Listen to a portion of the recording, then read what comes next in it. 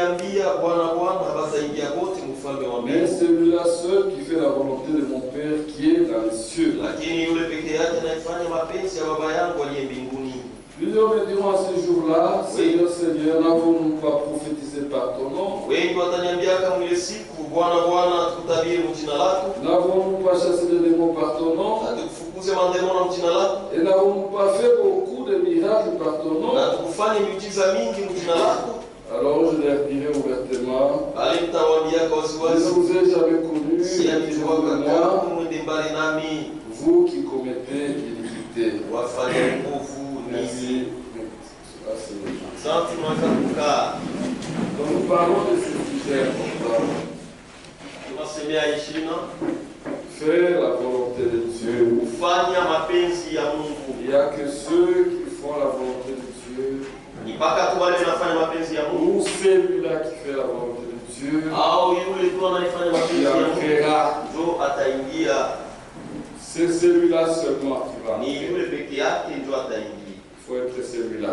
Inapasha kwa ule, C'est-à-dire qu'il faut donner la priorité à la parole de Dieu. useme inapasha kuleta fashi ya kwanza Et faire la volonté de Dieu, c'est obéir à sa parole. na kufanya mapenzi ya Mungu ni kutii neno Et lake. nous avons vu qu'il y a beaucoup de gens qui sont parmi nous, Na tuliona ya kwamba kwa watu bamingi leo katikati yetu qui embrassent à la fois le monde et la parole de Dieu. bali kuna bamba mambo ya dunia na neno ya Mungu. Dieu va le vomir ces jours. Mungu ile siku atabatapika. Il faut tenir la parole de Dieu. Inapasha kusimamia kwa neno la Mungu. L'amour de Dieu est exclusif. Mapendo ya Mungu ni ya shurti. C'est-à-dire qu'il exclut les autres. Usemi Il ne faut pas le mélanger avec quelque chose d'autre. haipashe kuichana na kitu kingine. Donc, si vous aimez le monde Kama una dunia et les choses de ce monde, na vitu ya dunia, l'amour de Dieu ne sera pas avec toi. mapendo ya Mungu haitakuwa na wewe pamoja. L'amour du monde Mapendo ya est dunia inimitié contre Dieu. iko mguadui na Ça ne Mungu, peut pas marcher ensemble. haviwezi kutembea pamoja. Il faut accomplir le premier commandement. Inapasha kutimiza amri ya Tu Mungu. aimeras ton Dieu de tout ton cœur, de toute ton âme, de toute ta force, de toute ta pensée. Il doit être l'objet de notre amour. Inapasha iwe shina ya mapendo. Alléluia. Pour réussir, il faut avoir cela, il faut faire cela. Juu ya kuweza inapasha kuwa na Il ne faut pas partager l'amour de Dieu Hapana kukagua mapendo ya avec Mungu quelque chose d'autre. na kitu kingine. À ce moment-là, Ule wakati ce jour-là, le Seigneur va vous régner. ile siku Bwana atanikana. Alléluia. Amen. Que Dieu nous aide. Mungu atusaidie. Nous voyons que ceux qui seront là en train de dire Seigneur, Seigneur, Naona ya kwamba wale watakuwaka pale ile siku et qui seront Bwana rejetés, na watu bakatalaka, ce sont aussi ceux qui ont mis à l'oubli la purification de leurs anciens péchés. ni wale watu balisabwa kusafishwa kwa mazambi zao. C'est les gens qui oublient la sanctification. Ni watu wanasabwaka utakaso. Oui, nous avons tout reçu.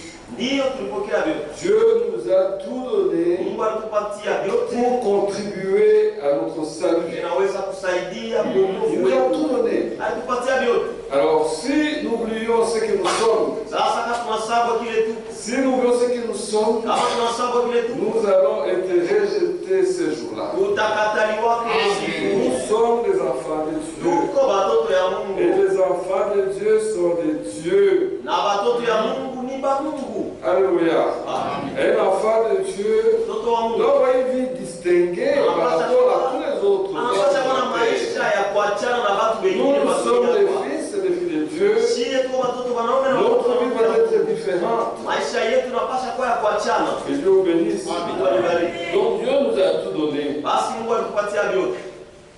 Que Dieu vous bénisse. Mungu alibariki. Nous allons lire dans 2 Pierre, Tasoma Petro wa pili chapitre 1er, sura ya kwanza à partir du verset 3. kuanzia shahidi yake ya 3. Comme sa divine puissance nous a donné tout ce qui contribue à la vie et à la piété, Sa vile uwezo wake wa Mungu litupatia yote ile kunasaidia kuuzima na kuutawa, au moyen de la connaissance de celui qui nous a appelés par sa propre gloire et par sa vertu, kupitia ufahamu ya yule alituita, kupitia ufahamu ya yule alituita kwa utukufu wake na kwa nguvu yake, lesquels vile nous assurent de sa part de plus grandes iko natuhakikishia toka yeye malako kubwa na ya damani, afin que par elle vous deveniez participants de la nature divine, ili kupitia hivi vitu tupate kushiriki ku asili yake ya Mungu, en fuyant la corruption qui existe dans le monde par la convoitise. kukimbia uharibifu ile kwa dunia kupitia tamaa. Alléluia. Amen. Dieu nous a tout donné Mungu alitupatia vyote par sa divine puissance, kwa uwezo wake wa Mungu. surtout dans cet âge. Zaidi mwa kizazi Il nous a donné la parole révélée, alitupatia neno, la volonté parfaite de Dieu. mapenzi kamilifu Nous la connaissons. tunaijua, Nous connaissons le voie de Dieu. tunajua njia ya Mungu. On nous a appris toutes choses. Alitufundisha vitu Comment il vyote, faut vivre en famille, namna inapasha kuishi dans mjamaa, le foyer, mnyumba, sur le lieu de travail. nafasi ya Comment kazi, il faut parler. namna tunapasha Comment, qu'est-ce kusema, qu'il faut écouter. tunapasha kusikia Qu'est-ce qu'il nini, faut regarder. kitu anapasha kuangalia. Tout nous a été donné par sa divine grâce. Yote vilitupewa kwa uwezo wake wa Mungu. Alléluia. Amen. Nous avons donné toutes ces choses Atupatie vitu vyote par lesquelles kupitia vile vitu, il nous assure de promesses. eko natuhakikishia malako. Nous avons des promesses, Tuko na malako, des grandes promesses malako pour kubwa aller au ciel. tu ya kwenda mbinguni, De ressembler à Christ un jour. De ressembler à Christ. kufanana na Kristo De siku revêtir l'immortalité. vala kutokufa, D'aller dans la gloire. kuishi Nous mtu. avons tout reçu dans cet âge. Yote tulipokea mwiki kizazi Par sa divine puissance. kwa uwezo wake Nous wa avons Mungu. reçu toutes ces choses. Pokea hivi vitu vyote, Ces promesses précieuses. malako yake ya damani. Où on vous dit, Ule wananiambia enfants, vous êtes aujourd'hui enfants de Dieu. leo mko watoto ya Mungu, Mais ce que nous serons n'a pas encore été manifesté. lakini kile tutakuyaka Mais lorsque haiya, cela sera manifesté, lakini wakati ile mambo c'est quand le yatakapokuwa, Seigneur viendra. wakati Bwana Et à ce atakuja na moment, ule nous wakati serons semblables à lui. tutafanana Nous naye, revêtirons l'immortalité, tutafala kutokufa, l'incorruptibilité. kutokuharibika Nous serons glorifiés avec lui. na tutatukuzwa naye Nous pamoja. avons cette promesse-là, Tuko na ile malako, cette promesse précieuse malako yake ya damani qui nous ont été données ile ilitupewa afin que ili par elle, kupitia ile malako vous deveniez participants de la nature divine. mupate kuwa bashiriki kwa asili ya Mungu. Alléluia. Amen. Donc ces choses Seme bibi nous donnent la capacité inatupatia de uwezo revêtir la nature divine. ya kuvala asili ya Mungu. Nous sommes de la race de Dieu. Tuko ba mkizazi ya Nous Mungu, sommes une nation sainte, tuko taifa un takatifu, sacerdoce royal, tuko wana wa kifalme, un peuple acquis. watu wenye kukombolewa, Nous sommes à lui. tuko mali Et yake nous devenons ses enfants. na tunakuwa batoto yake. Et on dit ceci. Anasema hivi Afin que par elle vous deveniez parfaits de la nature divine, ili kupitia en fuyant la corruption qui existe dans le monde par la convoitise. mkukimbia uharibifu ile kwa dunia kwa. Donc si vous voulez atteindre ces promesses, Sema kama unapenda upate ile malako, fuyez la convoitise, la corruption qui existe dans ce monde yenye kuwa mdunia par la convoitise des cieux, pitiao, dawa ya la macho, convoitise de la chair, dawa ya mwili, l'orgueil de la vie, kiburi ya toutes maisha, ces choses ile vitu qui vyote sont inimitié contre Dieu. iko mwadui na Mungu. Alors on dit ici, Sasa wanatuambia hivi hapa, à cause de cette promesse juu ya ile malako de revêtir la nature divine, kuvala asili ya Mungu, on nous demande ceci. wanatumba hivi Verset 5. À cause de cela même, faites tous vos efforts pour joindre à votre foi la vertu. juu ya ile mfanye manguvu yenu yote juu ya kuunganisha kwa imani yenu nguvu. Alléluia. Ah. Nous devons donc joindre à notre foi la vertu. Tunapasha kuunganisha kwa imani yetu nguvu. À la vertu, la connaissance ou la science. Nguvu elimu au ufahamu. La science, la tempérance. Ufahamu kujizuiza, À la tempérance, la patience. kujizuiza uvumilivu, À la patience, la piété. uvumilivu utawa, À la piété, l'amour fraternel. utawa mapendo ya wandugu, Et à l'amour fraternel, la charité. na kumapendo ya wandugu mapendo kamilifu. Car si ces choses sont en vous, Kwa maana kama hivi vitu viko ndani yenu, Et ils sont avec abondance. Et nous vous laisserons pas oisifs. Pour la connaissance de notre Seigneur.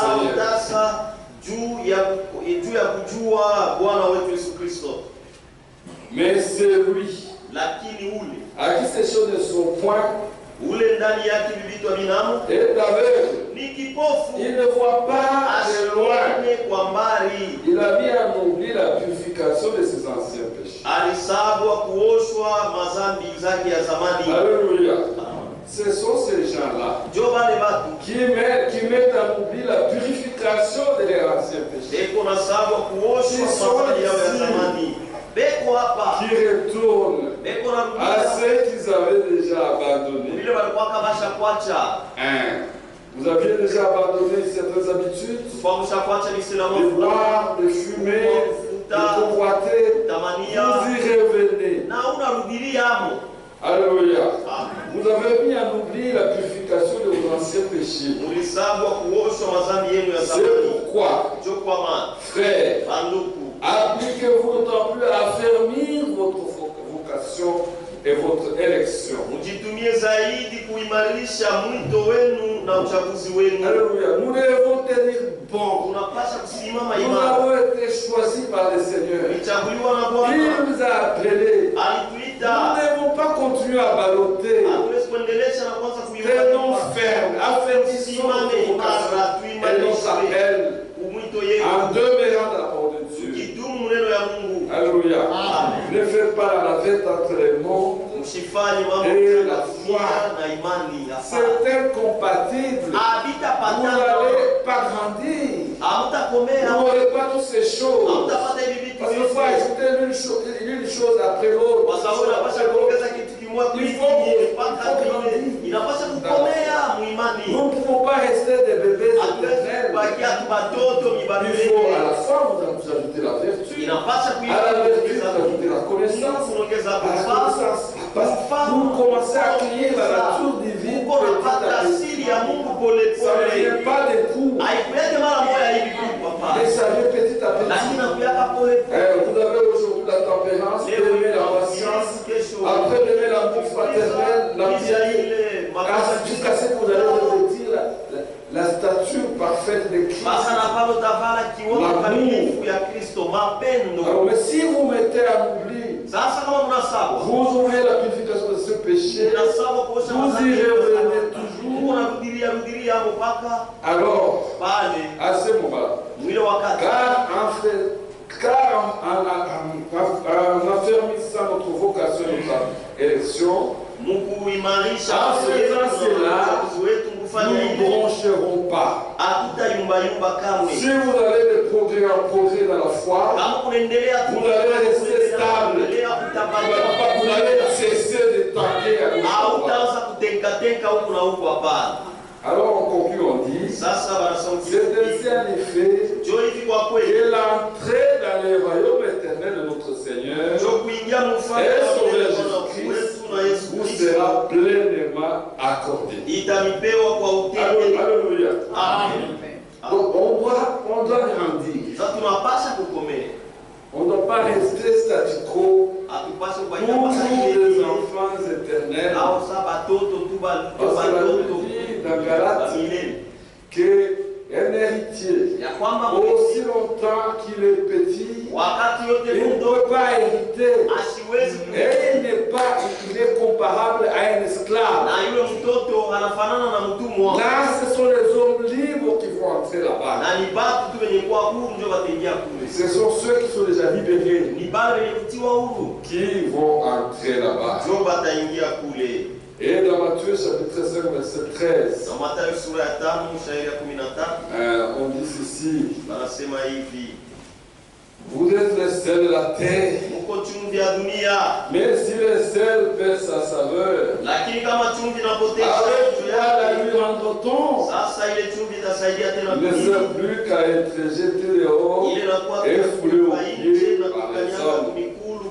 Donc si vous restez statu quo, vous ne grandissez pas, on va vous éjecter. Vous n'allez pas hériter. Alléluia. Que Dieu nous aide. Nous sommes les sels de la terre. Nous devons garder notre les amis de nos voisins, partout nous devons manifester notre nature. Vivre comme des chrétiens. Manifester notre état d'enfant de Dieu. Les honorables, les gens que Dieu a honorés. Alléluia. Il faut connaître ces choses. Pour ne pas vivre en dessous de ces des privilèges de Dieu. Nous avons parlé d'Ésaü, des profanes. Nous avons parlé non pas de ça.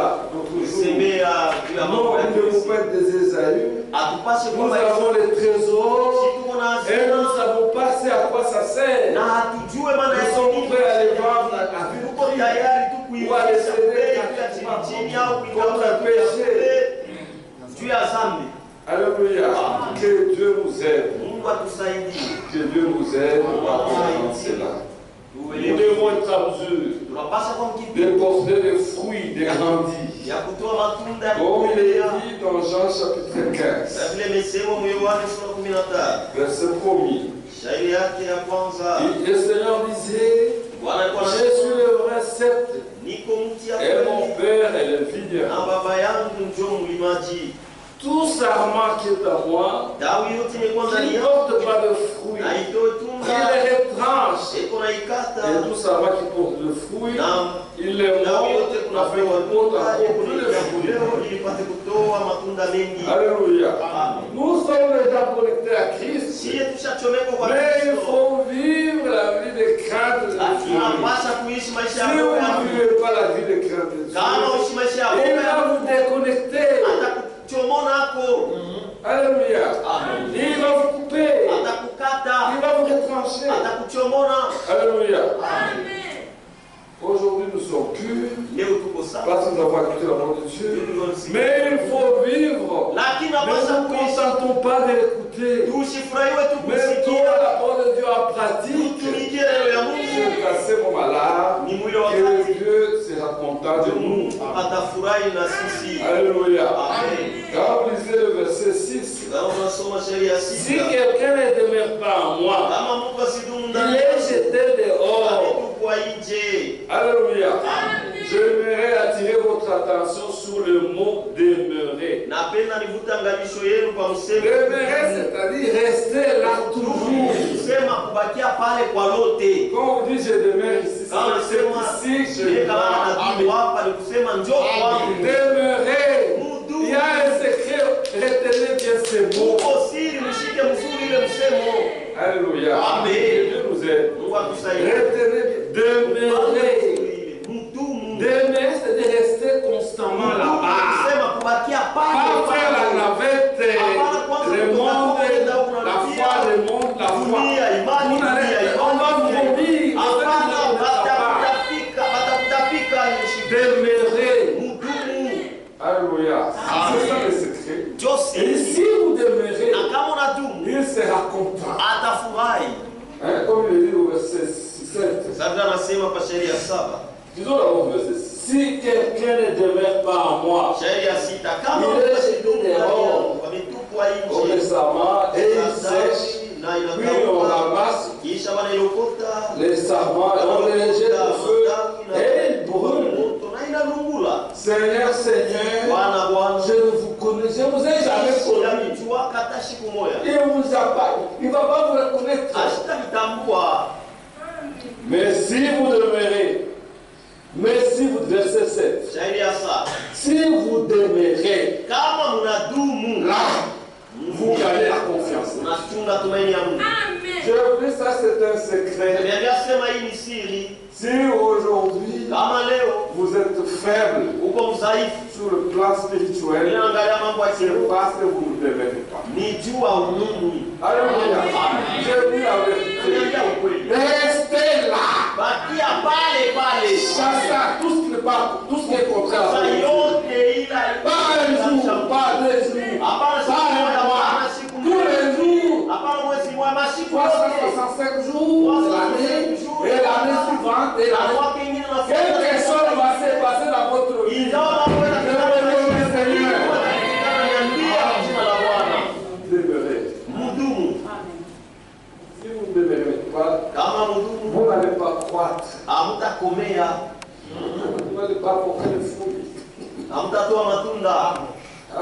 Que Dieu nous aide. Mungu anisaidie. Mais si vous demeurez, Lakini kama mnatubu, Dieu apprend à te connaître. Mungu yuko na Dieu apprend à te faire confiance. Mungu yuko na kuwekea tumaini. Et il est fidèle. Sema huyu yuko mwaminifu. Alléluia. Amen. Dieu parle de Job. Mungu anasemea juu ya Et il Yobu. dit de Job Anasema juu ya Yobu qu'il était intègre et droit. ya kwamba alikuwa Un homme craignant Dieu. mtu wa kumwogopa Mungu. Mais Dieu l'aimait beaucoup plus. Na Mungu alimpendaka Parce sana qu'il demeurait ferme. kwa sababu alikuwa kama mwenye kudumu imara. Job chapitre 2. Yobu sura ya pili. Que Dieu bénisse. Mungu amebariki. Job chapitre 2 verset 9. Yobu sura ya pili shairi yake ya 9.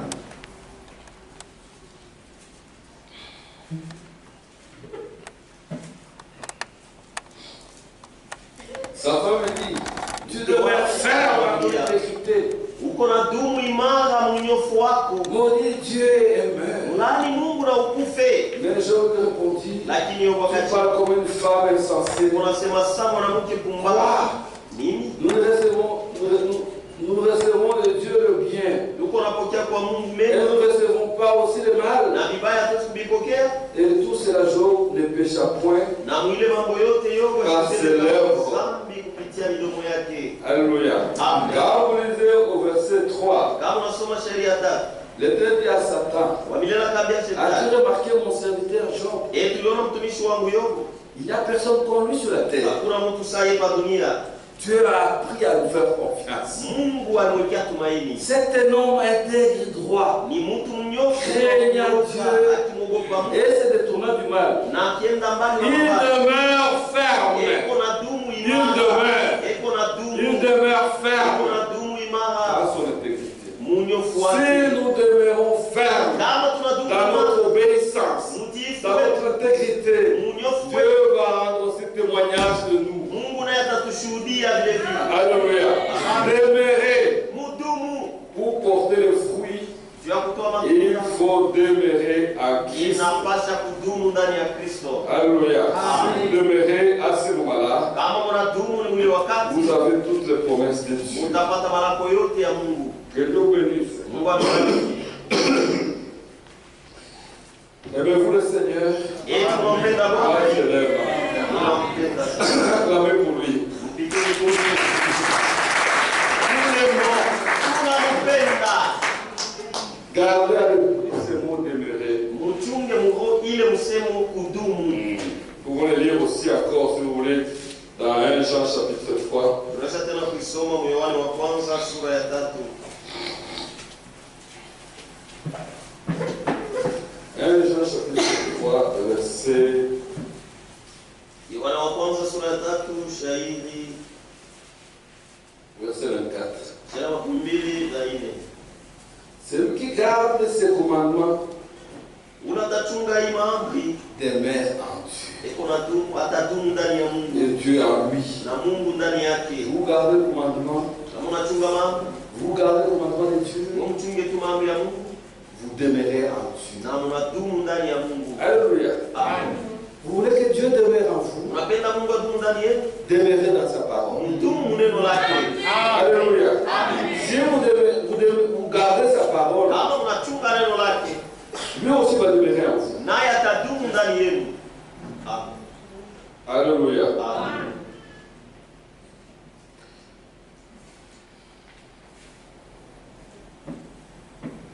Que Dieu vous bénisse. Mungu On va alibariki. lire notre verset, mais on va continuer. Que Dieu vous bénisse. Notre Dieu, Mungu wetu, Mungu wetu veut que nous puissions garder sa parole, anapendaka tuchunge neno même lake. dans les petites choses. Hata mtuma vitu kidogo kidogo. Alléluia. Amen. Même dans les petites choses, Hata mtuma vitu kidogo nous kidogo. devons garder la parole de Dieu. Tunapasha kuchunga neno ya Mungu. Dans la foi, il n'y a pas de parole grande et Hakuna petite. neno kubwa na La neno parole de Dieu, tout est la parole de Dieu. yote ni neno ya Mungu. Il n'y a pas de une tête est une petite, c'est une Hakuna grande. kusema hii ni neno Prenez tout au même niveau. uibebe yote mwatu wa moja. Parce que le frère, par exemple, dit, Ce ne sont pas de grandes choses qui importent. Mais des petites choses que vous ne faites pas, ce sont ces choses-là qui vont vous faire atteindre le ciel. Alléluia. Dieu nous aide. Dans la brochure, la prédication, le seul lieu d'adoration auquel Dieu a pourvu, au paragraphe 96, Frère Branham enseigne ceci. Il dit vous devez être fidèle en tout, jusque dans les moindres détails. Alléluia. Nous devons être fidèles en tout, même dans les moindres détails. Alléluia. C'est toujours le petit renard qui ravage la ville. Je peux lui paraphraser en disant c'est toujours une petite allumette. Ça peut embraser une forêt importante. Donc un petit péché peut vous empêcher d'avoir le Saint-Esprit. Dans l'expérience de Frère Branham, il raconte l'histoire d'un frère qui aimait Dieu, mais qui fumait encore. Tu vas dire la cigarette c'est quoi? Et le type aimait Dieu, mais il avait ses défauts-là, petites choses. Et il était entré dans la ligne de prière pour demander à Dieu. Il disait au fond, je voudrais obtenir le Saint-Esprit. Frère avec le don de discernement qu'il avait, il dit non, il y a quelque chose qu'il faut enlever dans ta vie. Dans ta poche, tu as encore des cigarettes. Le Saint-Esprit ne va pas entrer avec ça. Ce sont les petites choses. Mais tu saoules le corps qui est le temple de Saint-Esprit avec la fumée. Alléluia. Et il est allé, il a abandonné la cigarette et il avait reçu le Saint-Esprit. Donc il dit, c'est le petit renard. Ça peut embraser toute la forêt. Alléluia. Et il dit encore, ce qui compte, ce ne sont pas les grandes choses que vous faites. Aujourd'hui, vous ne commettez plus adultère. Mais vos pensées. Vos pensées. Qu'est-ce que vous regardez dans vos téléphones? Qu'est-ce que vous regardez à la télé? Qu'est-ce que vous écoutez? Je vous dis au nom du Seigneur, ça vous bloquera. Vous n'irez pas. Vous n'allez pas expérimenter la puissance de Dieu. Alléluia. Ce sont ces choses. Ce qui compte, ce ne sont pas de plus grandes choses que vous faites. Ce sont toutes les petites choses que vous ne faites pas. Alléluia. Et rappelez-vous, la force d'une chaîne se mesure par son maillon le plus faible. Par le maillon le plus faible, c'est là qu'on peut tester la force d'une chaîne. On peut essayer de couper la chaîne, mais là où il y a la faiblesse, ça va se casser. Alléluia. C'est ce que nous avons lu. Une maison battue sur les rocs et une maison battue sur les sables. Vous construisez sur les sables par votre désobéissance. Les gens vont venir apporter la maladie va venir, la tentation va venir. Vous êtes déjà dans ça. Alléluia. Que Dieu vous bénisse. Donc, c'est ce qu'il faut comprendre. Des petites choses que vous ne faites pas, c'est ce qui va vous faire rater le ciel. Et Frère Franck parle de cela aussi.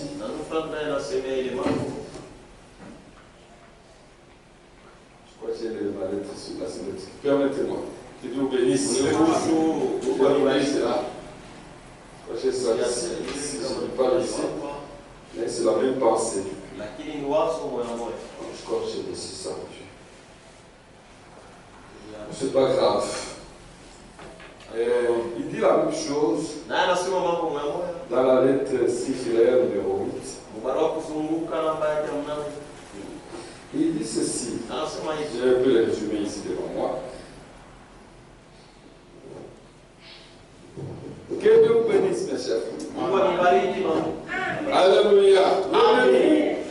Est-ce que vous l'aimez? Et pour la joie, il faut l'aimer.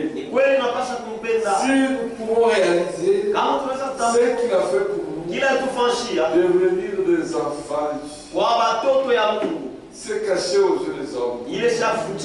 Parfois, c'est même caché aux yeux de notre propre conscience. Mais nous les sommes. Alléluia.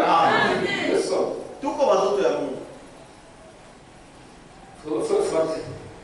Essayez de prendre l'idée de ce que je venais de dire ici. Nous devons comprendre qu'il ne s'agit pas de grandes choses. Nous faisons bien des petites choses que nous ne faisons pas. Et la désobéissance commence déjà par la transgression d'une parole que nous ne comprenons pas avec exactitude. Quand on a une confusion, une parole de Dieu que vous ne comprenez pas avec exactement, là, vous savez déjà un appât du diable. Vous êtes déjà dans la voie de la désobéissance. Alléluia. Nous devons reconnaître qu'il y a un esprit qui se cache derrière chaque désobéissance. Quand nous désobéissons, il y a déjà un démon qui est déjà attaché. Quelqu'un nous aide. Je regarde, il n'y a rien, je ne vois, je ne sens rien. On ne sent pas ça. Mais c'est spirituel. Tu es en train de regarder les choses souillées à la télévision. Si vous ne sentez rien, c'est que vous êtes mort. Alléluia. Il y a quelque chose qui ne va pas. Il y a une partie de ta conscience qui est déjà stérilisée. D'abord, nous les gens, non, je ne dois pas voir ça. Oui, je le savais. Moi, rien sentir, mais tu es déjà dehors. Que Dieu nous aide, chers frères. Derrière chaque désobéissance, il y a déjà un esprit, un démon. Appelons ça par son un démon. Nous devons reconnaître qu'il y a un esprit qui se cache derrière chaque désobéissance. Et une séduction est liée à cela. Que Dieu bénisse.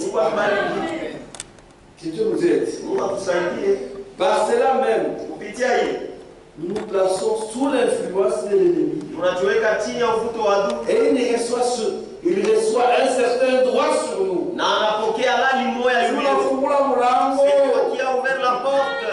Tu ouvres la porte, il s'infiltre. Alléluia. Amen. Ce sont des petites choses. La langue. Les rapports, le commérage. Oui, ce sont ces petites choses. Qui vont vous faire rater le ciel. Aujourd'hui, oh non, tu as écouté. On l'a attrapé. Oui, il a ouvert le terre. C'est vrai, c'est prouvé. Balitika, on l'a fait à confirmer. Même le même à confirmer. N'en parlez pas.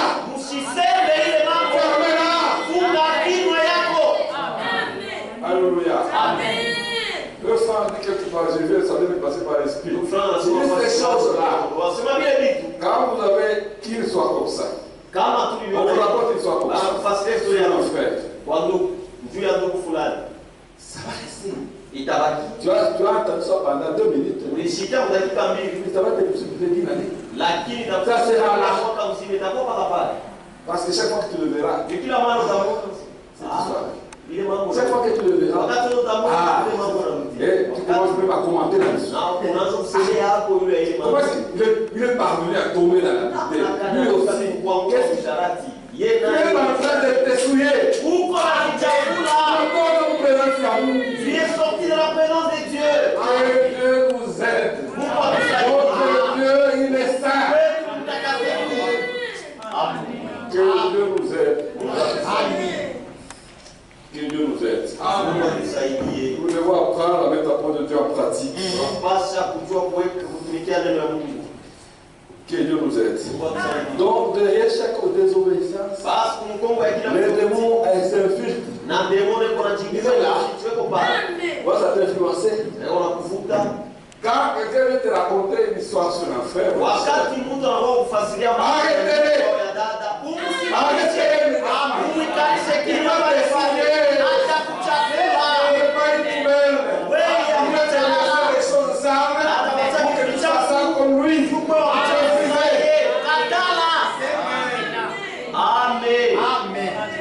Que Dieu nous aide. Donc ce sont des petites choses qui vont nous faire rater le ciel. Ce jour-là, vous commettez l'iniquité. Il dira, je ne vous ai jamais connu. Retirez-vous de moi, vous qui commettez l'iniquité. Alléluia. Nous ne devons pas relâcher. Il ne faut pas nous fatiguer de marcher dans l'obéissance.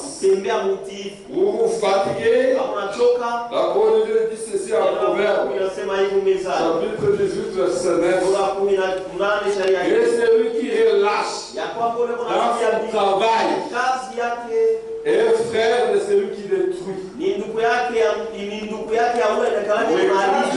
Quand tu relâches la vie de sanctification, tu détruis tout ce que tu as construit avant. C'est comme ça. Vous détruisez. Celui qui relâche dans son travail est frère de celui qui détruit. Et la parole de Dieu ajoute dans Philippiens 2, travaillez à votre salut avec crainte et tremblement. Ne relâchez pas. Ne relâchez pas. Travaillez à votre salut. Vous êtes déjà sauvés. Mais travaillez. Affermissez votre vocation, votre appel. Amen. Alléluia. Que Dieu nous aide.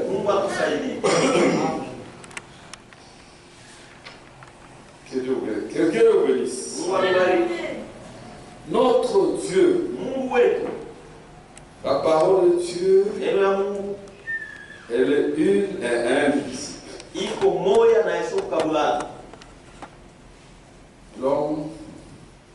L'homme ne vivra pas de pain seulement, mais de toute parole qui sort de la bouche de Dieu. De toute la parole. De toute parole. Pas une partie. Alléluia, j'aimerais que vous compreniez ça. Pas une partie. L'homme vivra de toute la parole qui sort de la bouche de Dieu. Pas 90%. Pas 99%. 100%. 100% de toute la parole de Dieu. Et c'est possible. C'est possible. Rien n'est impossible à celui qui croit. C'est possible. Parce que dans vous, il n'y a pas de désir de pécher. Donc vous ne péchez pas. Si la parole de Dieu dit qu'on ne péche pas, parce qu'en nous, il n'y a pas de désir de pécher. Si vous avez un désir de pécher, c'est qu'il y a encore un démon. Mais on va se mettre vite à genoux. Alléluia. Il n'y a pas, c'est accidentel.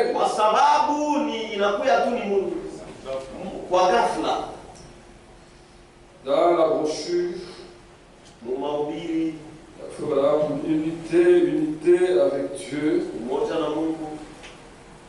Ou l'unité avec Dieu de 1962. Au paragraphe 217. On dit ceci. Oh, rappelez-vous, le diable prendra cette parole. Presque 99% de cela. 99% Alléluia. Dieu bénisse. Le diable va prendre 99%, 99 fois sur 100 et 99 de 100%. Il fera qu'il soit exactement juste. Donc Satan va te donner la foi sur 99%. Mais il va nous arracher les 1%. Et si vous arrachez ça, c'est fini, vous avez. Alléluia. Et ensuite, il sautera ici et ici il sautera ici et c'est là qui causera la mort à l'instant même. Le 1% là va te causer la mort. Alléluia. 99% tu as, mais le 1% là qu'il a arraché va te causer la mort, va te disqualifier.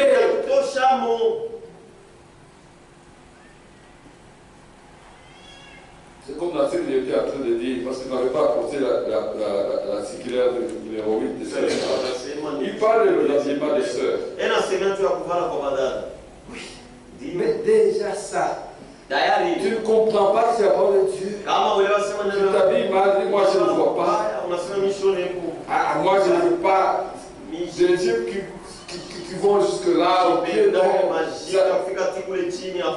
Dans ta foi, il faut aller juste après les genoux. Moi je suis tranquille. Avec ça, c'est ça. C'est un petit rien. Mais avec ça, alléluia. Amen. Mais ensuite, il sautera ici et c'est là. Et c'est là qui causera la mort à l'instant même. Cela brise la chaîne jusqu'au milieu. Pas tomber. C'est le maillon le plus faible. La chaîne va se couper là-bas. L'évangile par là. Au parle de ça, Dieu dit ceci. Chaque parole. C'est que Jésus a dit. L'homme ne vivra pas de pain seulement, mais de toute parole. Il ne vivra pas de quelques paroles de Dieu, ni de 99% de la parole de Dieu, mais de toute la parole qui sort de la bouche de Dieu. L'homme vivra. Alléluia. C'est 100%. Qui peut être. Et Dieu est merveilleux. Le sang de Jésus-Christ est là. Il tombe, relève-toi. Ne reste pas couché. Relève-toi. Et avance. C'est ça. Donc c'est 100%. Et cela est conforme à la parole de Dieu. Dans Jacques chapitre 2, verset 10 à 11.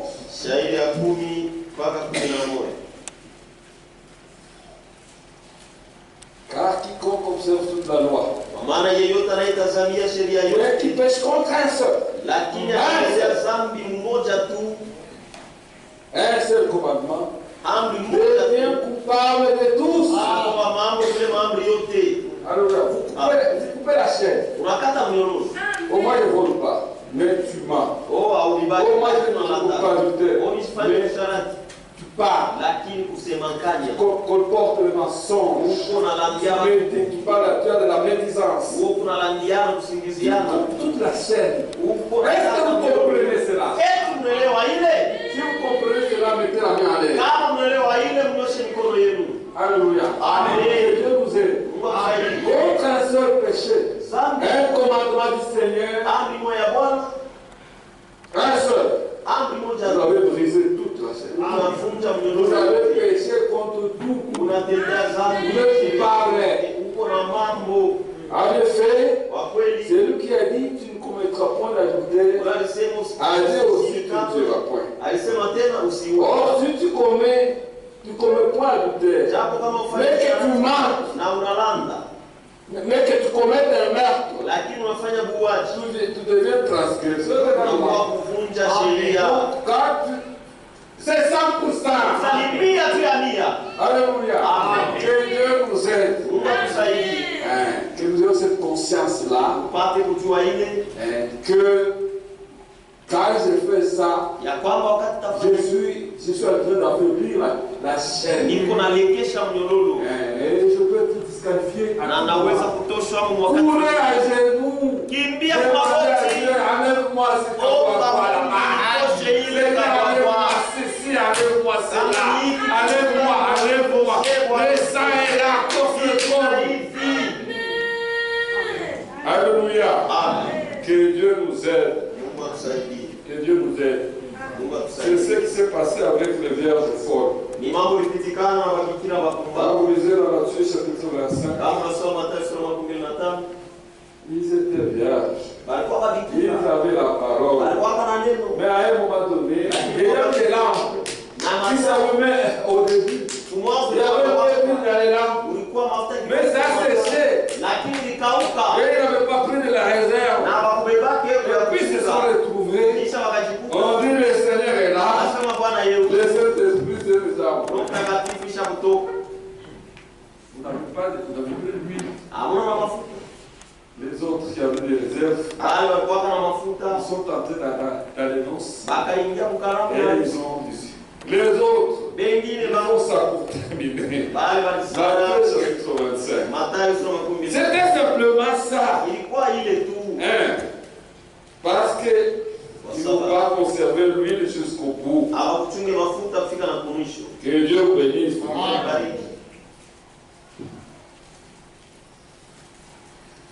Alors, on commence au verset 1er. Alors le royaume des cieux sera semblable à 10 vierges qui ayant pris leur lampe allèrent à la rencontre de l'époux. Ces d'entre elles étaient folles et 5 sages. Les folles, en prenant leur lampe, ne prirent point d'huile avec elles. Mais les sages prirent avec leurs lampes de l'huile dans des vases. Comme l'époux tardait, tout s'assoupit et s'endormit. Au milieu de la nuit, on cria, voici l'époux, allez à sa rencontre. Alors tous ces vierges se réveillèrent et préparèrent leurs lampes. Les folles dirent aux sages, donnez-nous de votre huile, car nos lampes s'éteignent. Il y avait de l'huile un peu. Et puis ça s'est éteint, il n'y avait plus d'huile à un moment donné. À cause de petites choses. À cause de petits péchés. Le Saint-Esprit s'est éteint. L'huile s'est éteinte. C'est fini. Et les sages répondirent non. Il n'y en aura pas assez pour nous. Allez plutôt chez ceux qui en vendent. Achetez-en pour vous. Pendant qu'ils allaient en acheter, l'époux arriva. Celle qui était prête à entrer avec lui dans la salle de noces, et la porte fut fermée. Plus tard, les autres vierges vinrent et dirent, Seigneur, ouvre-nous. Mais il répondit, je vous le dis en vérité, je ne vous connais pas. simijue. Je ne vous ai jamais connu. Ni msemo ya mwana Yesu amijuaka kale. Alléluia. Je ne vous ai jamais connu. Seigneur, Seigneur. Et ici, il dit aux vierges folles, je ne vous connais pas. Simijue. Voyons donc, puisque vous ne savez ni les jours, ni l'heure, que le Seigneur vous bénisse. Que le Seigneur vous bénisse. Amen. Par la grâce de Dieu, on pourra continuer et terminer dimanche.